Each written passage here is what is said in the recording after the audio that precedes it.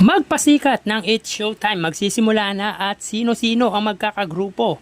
Yan at iba pa ang pag-uusapan natin ngayong araw. Pero bago ang lahat, kamusta kayo mga kaparokya? Ako si Mervin at nandito akong muli para pag-usapan ang mga ganap sa loob at labas patungkol sa dalawang noon time show sa bansa, ang It's Showtime at Eat Bulaga. Subalit para maumpisahan natin ang ating kwentuhan mga kaparokya, humiling ako na pakisubscribe ang aking YouTube channel. Pakiclick ang bell icon para una kayong manotify sa mga bagong video na ilalabas ko. At pakidamay nyo na din na i-follow ang aking Facebook page na Mega TV at ang aking TikTok account na Kaparokya TV. Maraming salamat! Sa mga parokya, unahin natin ang online viewership ng late afternoon program na Family Feud at Will to Win. So kahapong episode po ito mga parokya, August 19, araw po ng Lunes. So as of 5:49 PM ang Family Feud ay may 4,000 viewers at ang Will to Win naman ay may 2,000 live viewers. Ito po ay sa Facebook live nila. At para naman po sa main YouTube channel ng mga ito, as of 5:50 PM ang Family Feud ay may 11,000 viewers at ang Will to Win naman ay may 4.1 thousand live viewers. Bali, ang total ng Family Feud ay 15,000 viewers at ang Will to Win naman ay 6.1 thousand live viewers. So ulitin ko lang mga kaparokya, ang Will to Win po ay nag-start ng 4 PM or 4:30 PM at ang Family Feud naman po ay 5:30 PM. So pag-usapan natin ang anak ng legit Dabarkads at isa sa legendary trio na si Vic Soto, na si Pasig City Mayor Vico Soto. So sa likod ng magagandang ginagawa ng alkalde sa kanyang nasasakupan ay nakuha pa ng mga kumakalaban dito na magsampa sa ombudsman ng kasong graft and corruption.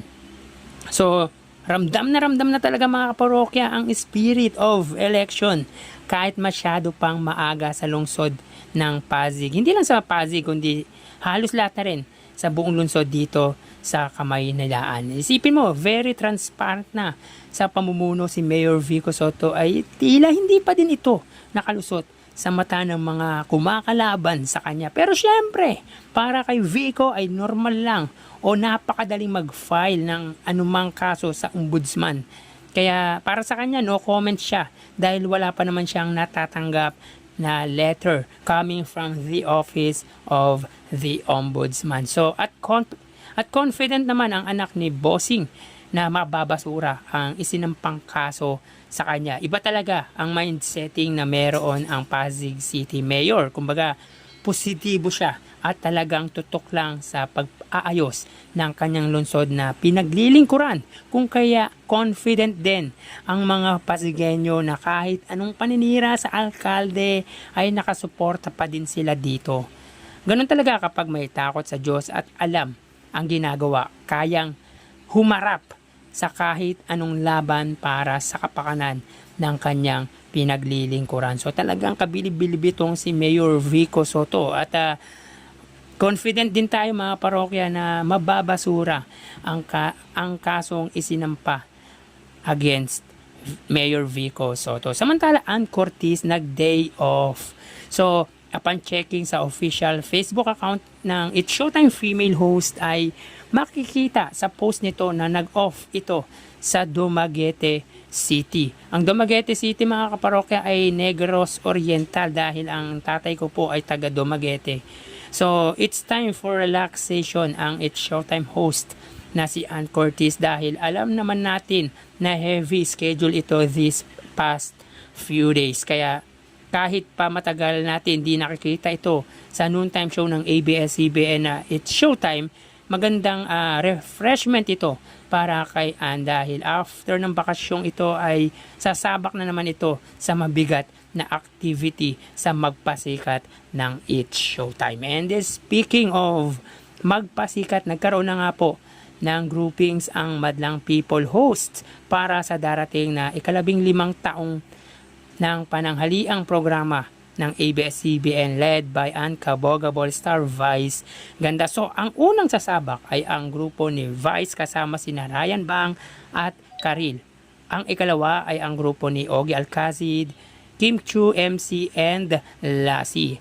Ang ikatlo naman ay sina Vong Navarro, Ami Perez, Darin Espanto at Hayon Perez. Ang ikaapat na performer ay sina Ann Curtis, Jugs at Teddy. At ang huli ay sina Jong Hilario, Jackie at Shiana or Shan. So for sure, kasasabikan ito ng mga supporters ng It's Showtime dahil ito ang inaabangan kapag sasapit ang taunang anibersaryo ng nasabing noontime show ng ABS-CBN. Last year mga kaparokya, grabe yung performance kung saan finiture ang mga kilalang komedyante noon na lubhang nagpaiyak sa madlang people. So ano naman kaya ngayon ang pasabog na gagawin ng mga It's Showtime host? So bongga talaga ang selebrasyon ng It's Showtime tuwing anibersaryo nito.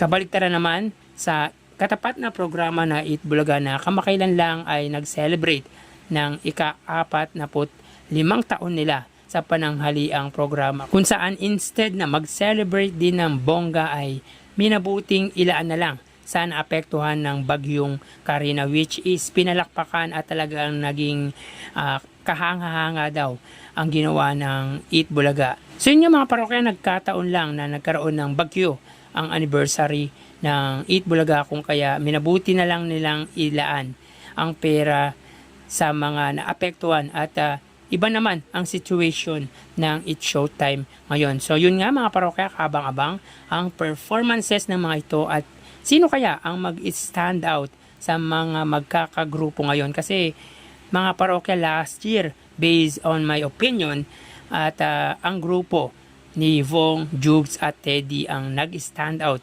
Base ba lang po sa akin yan mga parokya, dahil nga sa pag-feature nito sa mga dating comedians like Dolphy, Babalu, Redford White at marami pang iba. Sino ang mga excited sa inyo na mapanood ang magpasikat ng It's Showtime? So hanggang dito na lang mga kaparokya. Thank you and God bless.